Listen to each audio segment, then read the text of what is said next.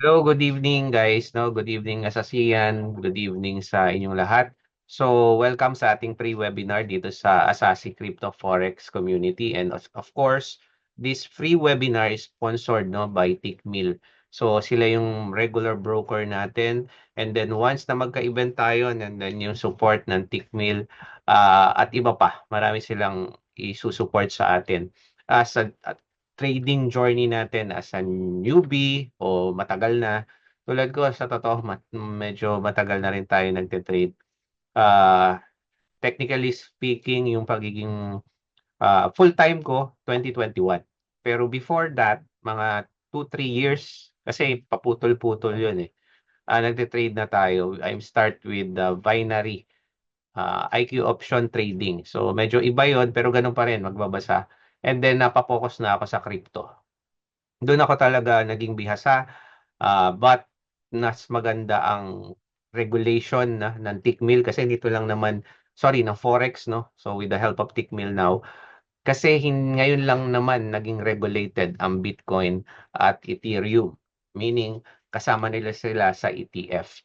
Ngayon, pag-uusapan natin ngayon ang mga iba't ibang klase ng indicators na sa series na 'to ng webinar 'no, pag-uusapan natin yung pagte-trade with indicators.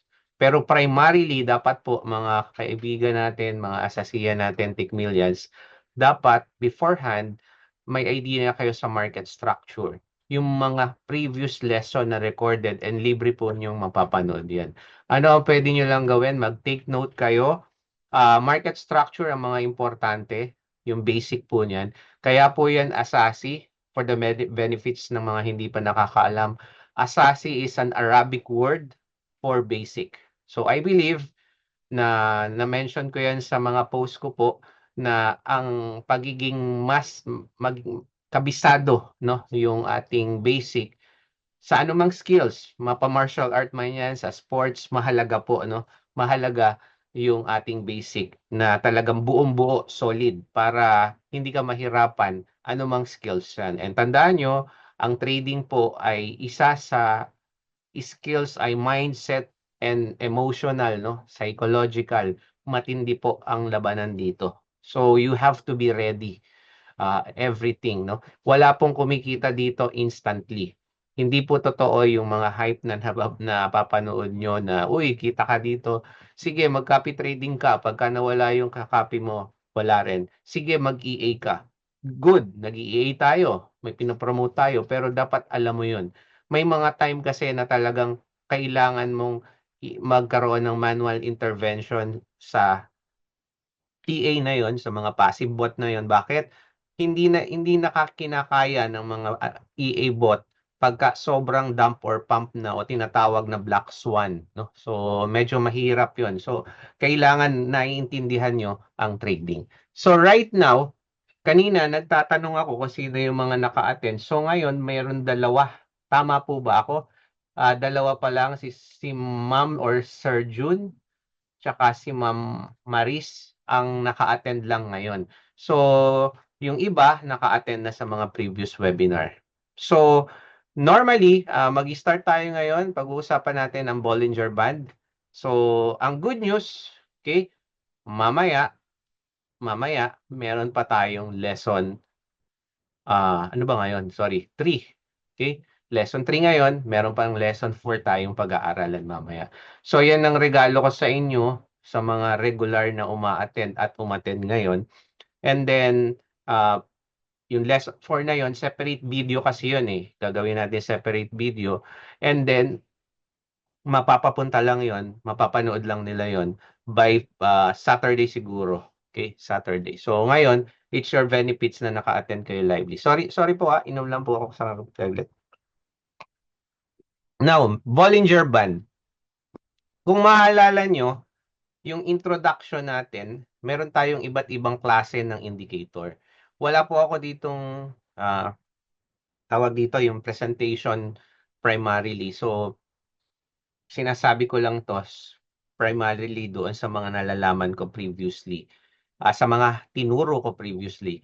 Halimbawa, meron tayong mga tinatawag na trend indicator. Sinasabi niyan kung uptrend or downtrend. Meron din tayong tinatawag na katulad nung nakaraan, yung MACD natin, momentum indicator. So maraming klase po ng indicator. Gusto ko lang at least magkaroon uli kayo ng introduction. So I hope napanood nyo yung lesson 1 introduction natin. So mahalaga po iyon na pagkakasunod-sunod para hindi po kayo mahirapan na sa ating mga lesson. So pag-uusapan natin ang Bollinger Band. Ano nga ba ang Bollinger Band? So normally, ang Bollinger Band, mas maganda makita nyo kung anong itsura. Tapos, ipapaliwanag ko sa inyo. So, volatility ang tinitignan nito. So, meron niyang parang bituka na gumagalaw, and then bago niyan, sino dito ang familiar sa support and resistance? Can you type 4 kung familiar kayo sa support and resistance? Meron tayong 11 or 10 participants as of now. Pwedeng madagdagan mamaya. Kailangan ko po ng sagot ng 10 participants. Okay. Aha, so hindi ito.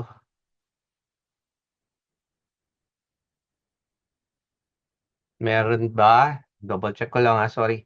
Ino-open ko yung ating note. Nandito pala yung chat. Sorry. So may sumagot sa support and resistance. 1, 2, 3.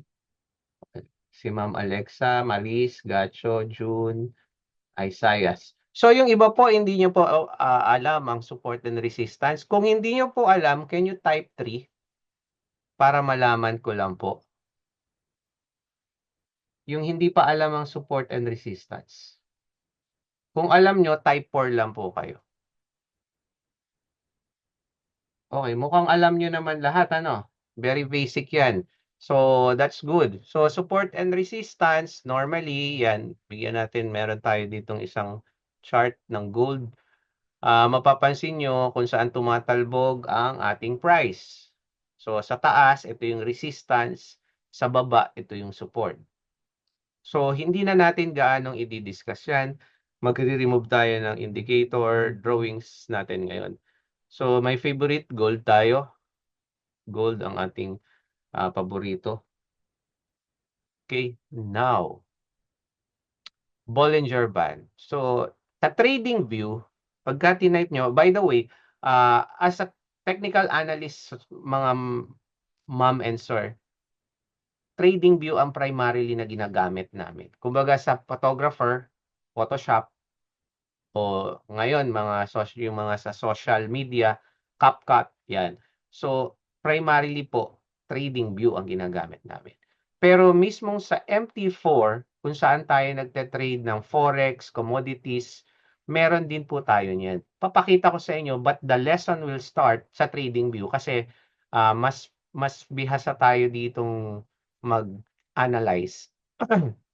So Bollinger Band, type nyo lang po Bollinger Band. So, dapat ito lang Bollinger Band na ito ang kukuhanin nyo. Okay? Walang ibang word. Kung nakikita po ng klaro yung aking chart, can you type 3? Oh, sorry, type natin ng 0 kasi kanina nag-3 na. Tama po ba yung aking nasi-share?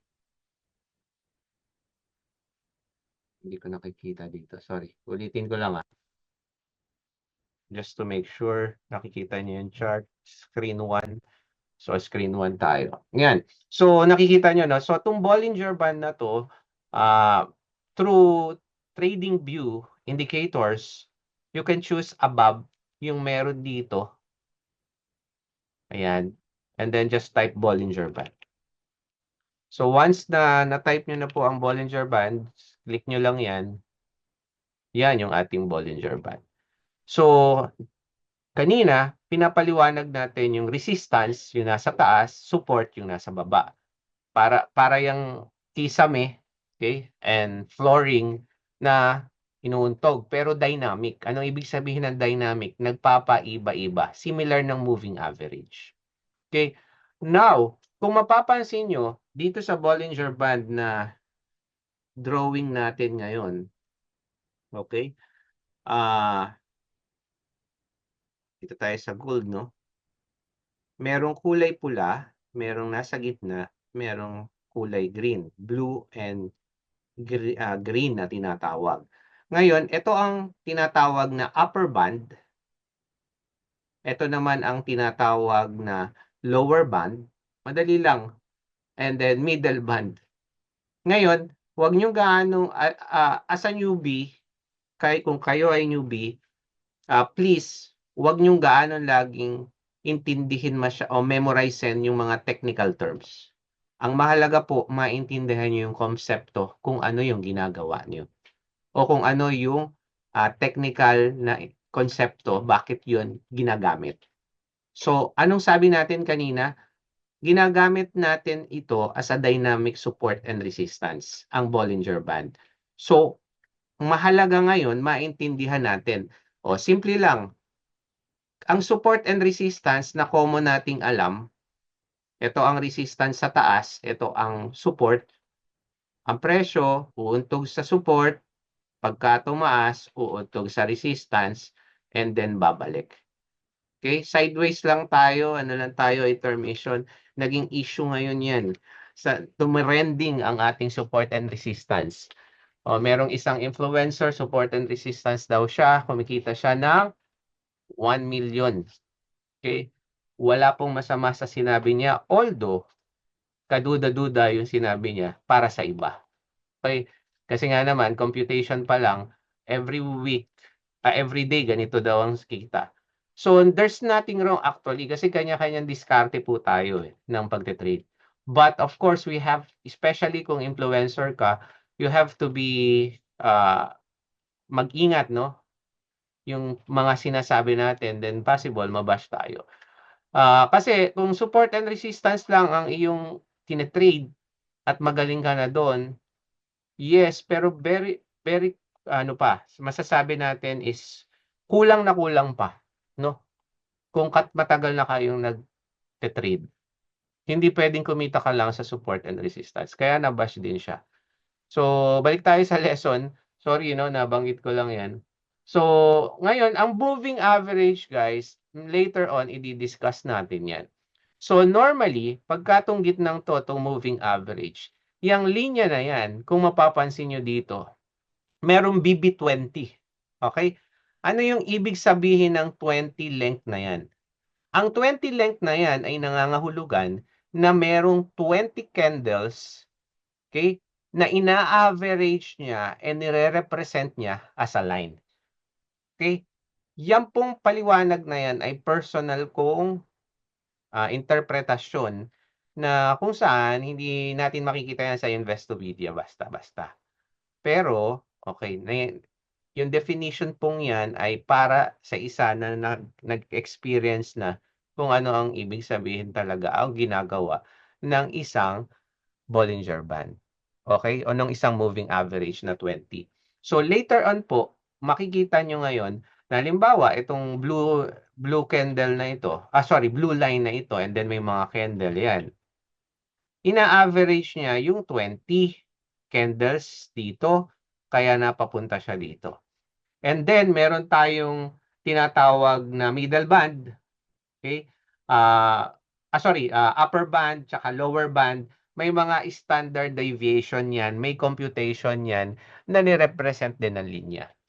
Pero hindi nyo na po kailangang intindihin pa yung mga formula na yun. Ang importante, makatulong ito sa iyong technical analysis. Okay po tayo? Ngayon, paano coach ako magte-trade using a Bollinger Band? So maraming klase ng pagte-trade, no, during Bollinger Band. Pero personal muna tayo, doon tayo sa i-note ko lang yung mga nasabi ko na.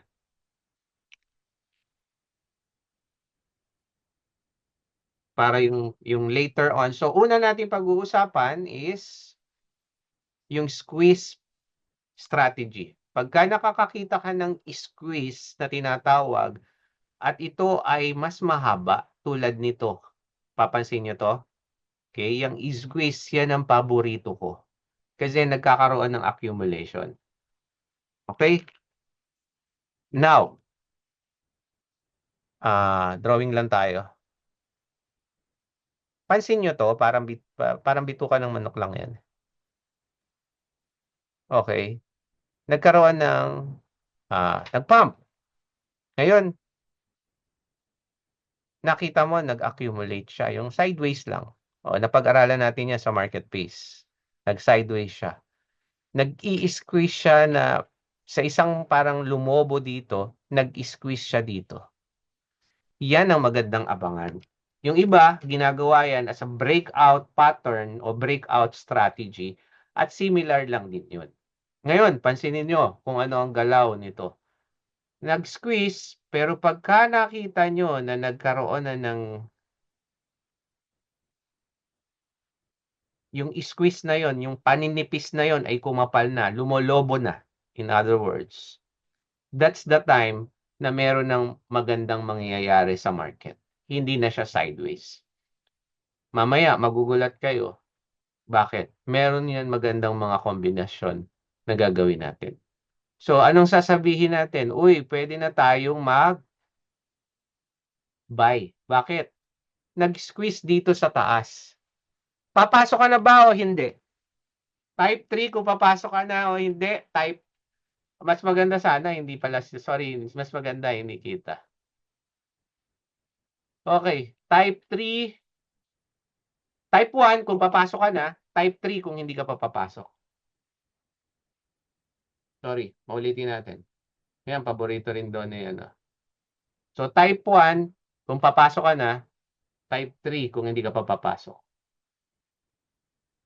Okay. Type 3 kung hindi ka pa papasok. Type 3 kung hindi ka pa papasok. Okay. Normally, actually, walang mali. Magugulat kayo, walang mali dun sa sagot. It's up to you kung paano nyo iti-trade yan. Pero, bibigyan ko kayo ng mga senaryo. Naalala nyo yung support and resistance natin. Nandito na tayo. May 4 po ba, Sir Isayas? Okay, nag-typo error siya. 1 or 3 lang po tayo. So, yung iba, kung pumasok dito, gain pa rin siya. Right? Yes. Kaya lang, dahil nakita na natin kanina yung galaw, okay? Tapos biglang pumasok na naman, yun. Ngayon, maraming style. Kung Bollinger Band itself, no? Kung Bollinger Band itself, kung ang pinakamaganda niyong basihan is tong MA, guys. Okay? Kung Bollinger Band itself. Bakit? Kung papansinin niyo, pagka ito ay umangat na, merong sign na possible na mag-uptrend. Ngayon, nasa 15 lang tayo ngayon. Hindi natin babaguhin muna yan. Para lang maintindihan nyo. Kasi meron akong ibang strat dyan, from higher time frame, tapos bumababa sa lower time frame. Pero dito muna tayo para mas makuha nyo. Normally guys, etong taas na to, okay, para sa akin, more na uptrend habang nasa taas na yan ang candles. More na uptrend. Kaya lang, kung mapapansin nyo, kung dito ka, okay, pwede tayong yung hindi naman masasapol ang stop loss natin. Andito ka, dahil nakita mo nang nag-pump yan, pero hindi ako papasok din agad-agad. Pwede, yung isang strat, dito ako papasok. Umangat na eh. Pero ang tanong ko, saan ang stop loss mo? Kung kaya ko ang laki ng stop loss dito, papasok ako. Diyan ko ilalagay yung stop loss ko. Sorry. Dito ako papasok, pero titingnan ko muna kung kaya or else iaangat ko yan banda doon sa entry ko. That's one. Ngayon, mapapansin nyo, magne-negative ako. Kasi nga, nag-trade lang ako using one indicator. Mahina ang confirmation. Tama? So, kailangan dagdagan mo pa ng isa pang confirmation na pwedeng tumulong sa'yo. Now, ang isang confirmation pa, okay, Bollinger Band itself muna tayo Etong pagiging uptrend na to. Ibig sabihin, talagang yung market nagiging bullish na dahil lumampas na siya dito. Ano ba yung pinag-aralan natin sa lesson 2? Gusto mong dagdagan ng confirmation. O, dagdagan mo ng MACD. Dagdagan mo ng MACD. Oops, meron tayong ganito. Okay. Ayan, no? Meron tayong divergence guhitan ko na lang guys, sorry para mabilis. Divergence, pataas yung line, ito pababa. Then nag-MACD crossover. Ayaw mo pumasok dito o may MACD crossover. Pasok sa banga, yes, mas maganda yung confirmation. Meron ka ng break sa isang confirmation natin, yung squeeze dito, lumampas na dito, kaya lang makikita na, gawin natin, tanggalin natin ulit itong para punta tayo sa Yan, wala pang squeeze dyan eh. Wala pang squeeze kang nakikita, pero may divergence ka nang nakita ng ating MACD. Conventional na divergence ito. Yan, conventional na divergence. Okay, now, tingnan nyo maigi to. Kung ito ay itutuloy natin, boom. Okay? Okay. Sino nakapanood na ng SMC? Paano ko gagawin na meron pang SMC confirmation to? Delete ko lang drawings guys Anong strategy ang tumulong pa sa akin ng isang confirmation dito? Wala pang nagtuturo niyan. Bollinger Band sinamahan. Very good, ma'am. Ma'am Alexa ba? Tama po ba? Paki-confirm naman, babae po. Okay? So, Ma'am Alexa, okay. Hindi na-replyan. Okay. So, makikita nyo, merong FBG tayo dito. Ayun yun.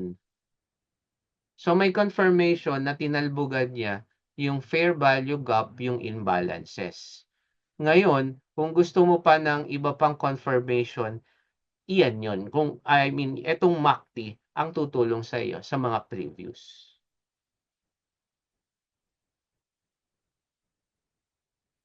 Okay, okay. Si Joseph Orno po yan, sir. Laptop niya lang ang gamit ko. Okay. Sige, thank you.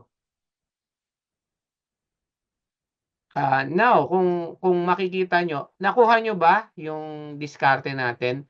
Actually, yan lang ang pinaka-paborito kong strat sa ating Bollinger Band. Yung tinatawag na Bollinger Band squeeze. Okay? Meron din naman na tuwing may reversal, ito, ipapahapyaw ko lang sa inyo guys. Tuwing may reversal, kasi nga, support and resistance lang eh. Pero bibigyan ko kayo ng tip. Okay? Pagka nakakakita kayo ng long wick, tulad nito na candle, pagka nakakakita kayo ng long wick, tulad niyan, yan yung mga ibang sign. So, magkaroon na lang kayo ng other confirmation. Yan, no? Pwede nyo tingnan.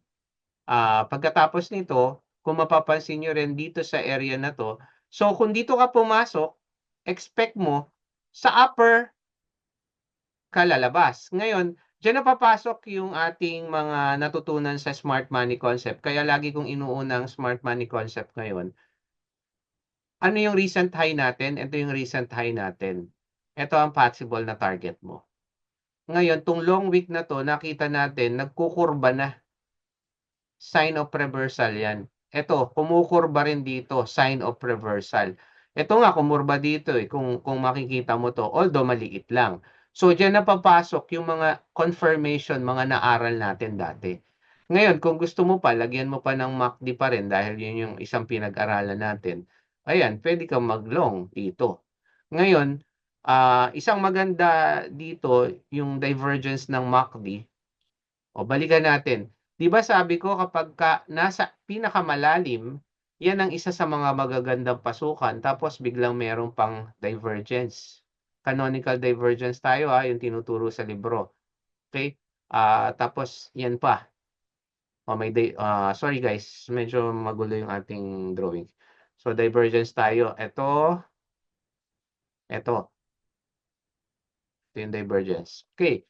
Now, pansinin nyo, malalim to yung divergence na yan. Sorry, yung ating MACD line. Even dito, medyo malalim, pero hindi pa nag-reverse kaagad. Ito. Pero kuha mo pa rin yan, ha? Malaki yan, lalo na sa gold.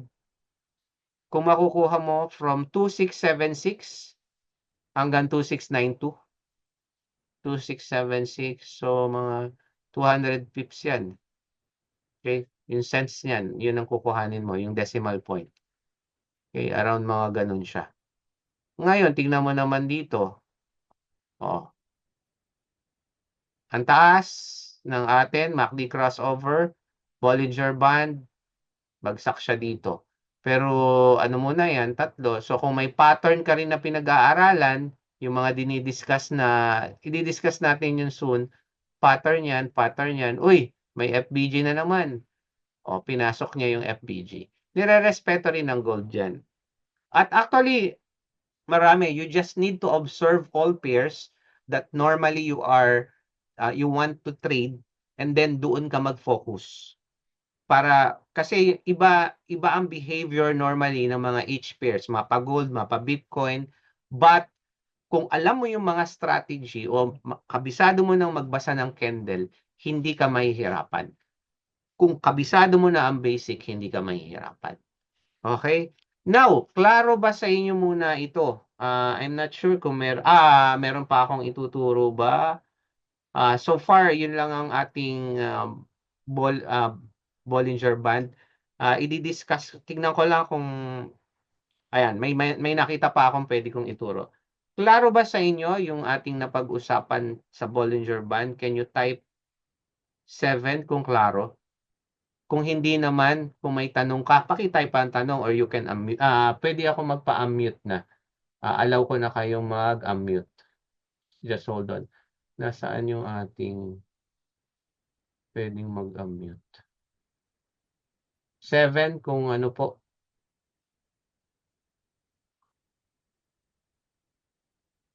Klaro po ba lahat? Can you type 7 kung klaro? Yan, klaro naman, ano? Okay. Dumami na nga participants, biglang naging 19 tayo ngayon. Okay, klaro, pero 7 lang. Wag po kayo mahiya magtanong. Type lang. Wala ating ano. Paano nga ba nakita ko kanina. Ito, para i-allow ko na kayo mag-unmute. Yan. Anyone, may tanong? You can unmute, guys. Mas masarap maraming tanong. Basta, normally naman, ito, lahat po ng tinuturo ko, pagka nagturo ako, yung ano yan, 90% kabisado ko. Pagka hindi ko dinidiscuss yung topic na yon, hindi ko po yung kabisado. Okay? Now, klaro. Actually, ito pa. Yung gitnang to, malakas din to, guys, no? Ito yung ginagamit na breakout nung iba. Limbawa, bigyan ko lang ng guhit. Nakita niyo yung breakout na to? Kung mapapansin niyo, kung i-observe niyo yung galaw, uptrend, di ba? Uptrend. Uptrend. Dahil lumampas na dito, nagkaroon na tayo ng senyales na downtrend na tayo. Okay, pero hindi muna yan nag-downtrend ng tuloy-tuloy. Ano muna niyang ginawa? Oh, actually, yan yung minamanipula nila eh. Para iniisip nila, ay baka possible itaas yan. Minamanipula yan ng mga whales. Pero dahil ikaw, nag-aral ng SMC, nakita mo, merong hidden order block, merong fair value gap, okay? At dahil alam mo rin, yung MACD divergence, yan, no? Yung MACD divergence natin, naintindihan mo na possible na nga bumagsak. At naaalala nyo, balik tayo kay ICT. Once market structure shift, isa to, market structure shift. Balikan natin para dun sa mga bago. Hanapin ko lang yung drawing ko.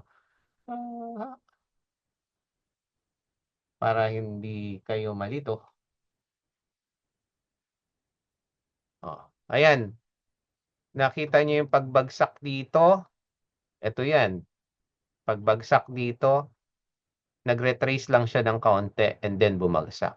Imagine nyo yung confirmation. Kung alam nyo ang basic ng ICT, SMC, alam nyo may indicator pa kayo. Basta wag nyo lang ah, gagawin guys, yung super cloudy na yung isip nyo. Ang dami nyo nang iniisip. Make it simple, yung strat na komportable ka. That's the reason why I'm giving you all the tools in trading, indicator man yan and smart money concept. Tapos, doon na ngayon mo gagawin yung pagte-trade mo sa demo muna kung newbie ka. Then tsaka ka ah, magte-trade ng real money. Any question? Wala na? Wala nang tanong? Sana may... sige po. Ano pong tanong? Ako sir, at saka after ng liquidity niya, maganda bang pasukan siya after ng liquidity? Pag-start. Yes po. Kung sanay ka sa liquidity sweep actually to para sa akin eh. Ito. O kaya liquidity niya dito. Doon ka papasok. Kaya lang yun nga po. Kung hindi ka naman marunong sa liquidity, ang daming confirmation natin. O ito pa, tulad po dito, nag-squeeze siya. O, di po ba? Yun ang basic natin. And then, nagkaroon siya ng dump. Malalaki. O tinatawag natin kay ICT na displacement, market structure shift. So, yun din po. So, ayan po yung pinaka-liquidity natin. Kung Yung after actually, liquidity, ang sir, liquidity, kung tutuusin nyo, support and resistance, tapos may mga, ano lang, similar lang din po yan sa totoo. Kung yung apa, konsepto, yung konsepto niya na yan, yung guhit na yan, parang liquidity ko. Pero resistance din yan sa tingin ng iba. Okay? okay. Opo. Ayan. Hmm. Salamat. Nasagot ko po ba yung tanong niya, sir? Sino po ba Okay, yung... sir. Sir si Sir, ano pa na nga yung pangalan? Sorry, iba yung ano. Joseph, Joseph, Sir Joseph. Okay. Thank you po, sir. May tanong pa? Gusto ko yan, yung mga nagtatanong, kasi mas ano, kung may naguguluhan kayo, wag lang lampong love life yung itatanong nyo, ha? At hindi ko na ho alam ang sasagot doon. Tanong lang po kayo. Wala pa, walang gusto magtanong? Kasi pagka ako nagtanong, maganda. pwede pa isa, sir. Sige Sir, po, pwede pa isa. pwede After po. kasi nung liquidity, nagkakaroon ng APG, FBG, sa binary, nila ay tinitira na namin yan. Opo, walang problema. Kung, Kung gagana rin po ba siya? ayan po, ayan yung sinasabi nyo. Yan nga po, kung yan Ah, tinitira nyo na, tinetrade nyo na, it's up to you. Ngayon, ang purpose natin sa lesson na to is paano tutulong sa iyo ang Bollinger Band. Okay. okay. Ang purpose natin sa lesson na to is especially kayo Sir Joseph, may idea na kayo sa SMC. But not all newbies knows FBG. Yan. So anong pwede nilang confirmation? Babalik sila sa simpleng indicator. That's the real purpose ng lesson natin ngayon. Kasi inuna natin si SMC kasi maganda talaga yung price action. Pero yung purpose po natin ngayon, yes, maaaring kayo, trade nyo yan. Pero kung gusto nyo lagyan ng confirmation ng MACD, confirmation ng Bollinger Band, di mas maganda. Kasi mas marami kayong kasiguruhan na tama yung MACD, SMC nyo. MACD sir yung ginagamit ko nung naituro mo yung MACD, yung pang support ko yung MACD. Opo, opo. That's MACD good. crossover, yung inaabangan ko lang. Okay, okay. So, thank you po, Sir Alexa. May bayad na po yung susunod yung tanong, ha? Joke lang po, joke lang po. Okay, yan. Christopher Oponda, may tanong sa Bollinger Band? Wala. Busy to. Naggagawa ng eroplano to eh. Sir Gamaliel, Sir Gary, Sir Isaias, June, Kathleen. First time to, si Queen, mga first time to, mga ngayon ko lang nakikita. Sir Ryan Munoz, first time din. So, ito yung indicator natin. Now, we will move to, pupunta tayo saan? Saglit lang. Saan tayo pupunta? Okay. Open muna ako ng isang demo account ng ng Tickmill. Okay. Sa MT4 guys, sa MT4. Okay. Yun, ito yung aking ito yung testing ng hybrid ko eh. Sa MT4, okay. Teka lang, check ko lang May papakita ko sa inyo. I-share ko ito, tong EX4, pero ituturo ko na lang kung paano sa Forex, sa any Forex, commodities, kahit indices man yan, stocks, ginagamit natin, normally, ito, mga tick mill. Okay? Magkakaroon na rin ng announcement, magkakaroon na rin ng prop firm ang tick mill soon. No, prop firm para sa mga hindi pa naiintindihan ng lahat, ang prop firm ay yung company mismo, yung broker mismo ang magbibigay ng funds sa iyo and then mag-i-split kayo and normally that is 80 to 20. Magpunta na po ako sa demo account. Ah, 80% kapag yung panalo mo ng 80% sa iyo 'yon. 20% lang sa company.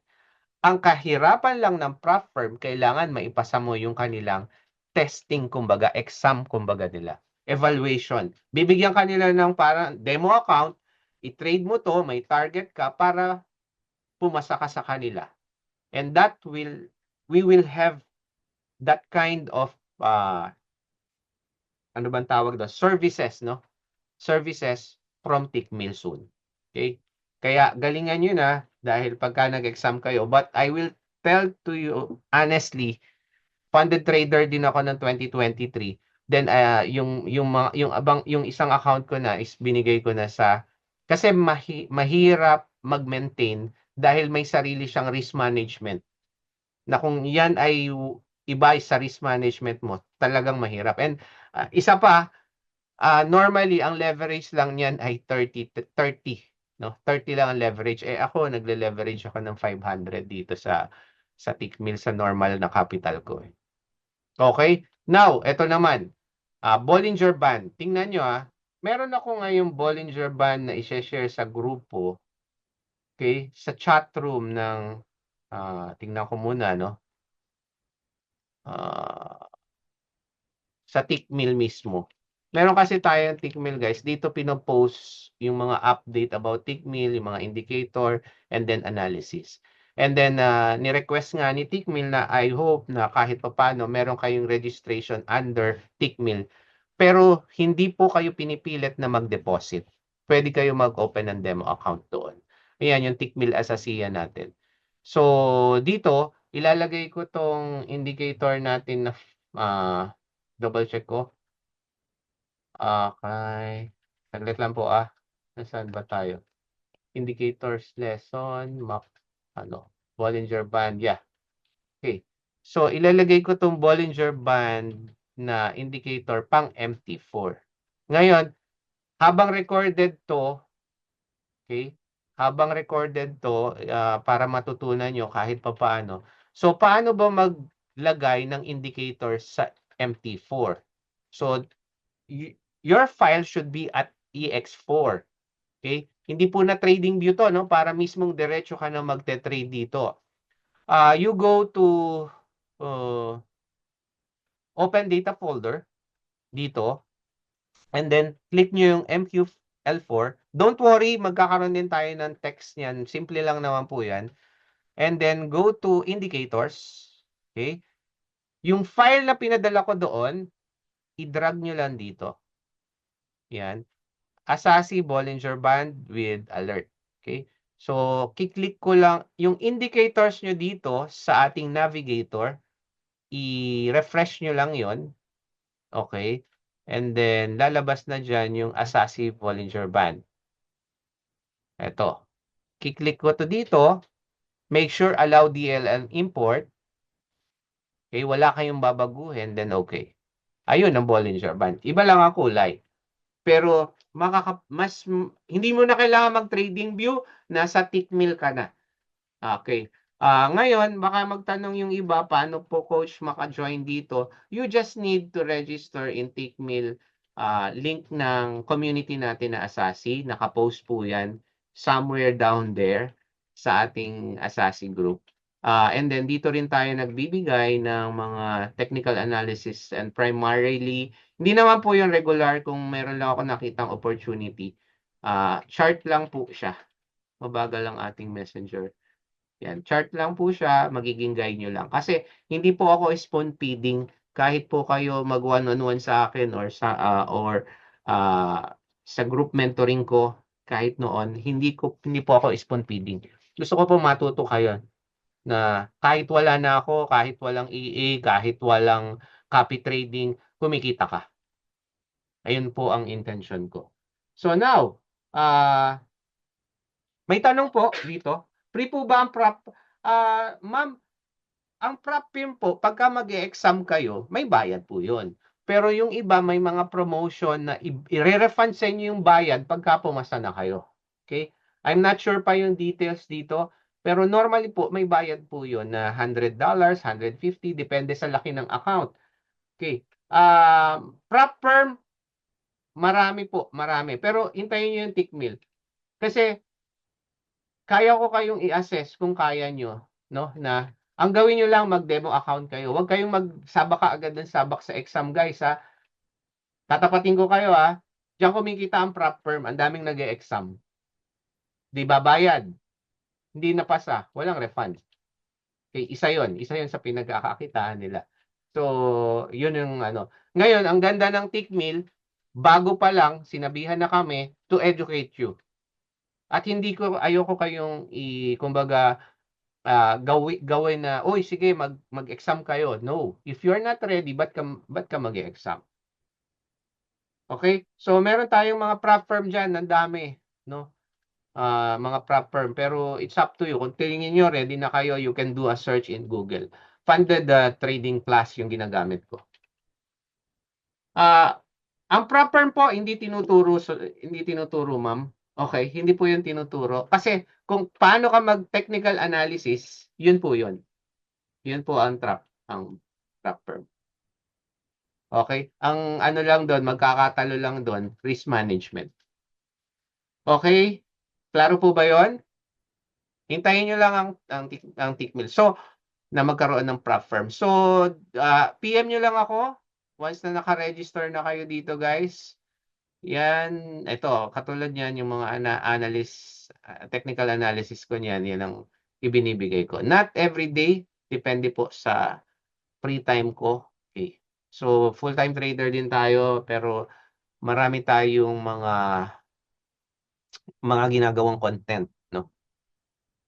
May tanong? Wala na po, klaro na. So, kung walang tanong, thank you for our lesson 3. I hope natutunan nyo yung Bollinger Band. And see you on lesson 4 at yan ang pag-uusapan natin.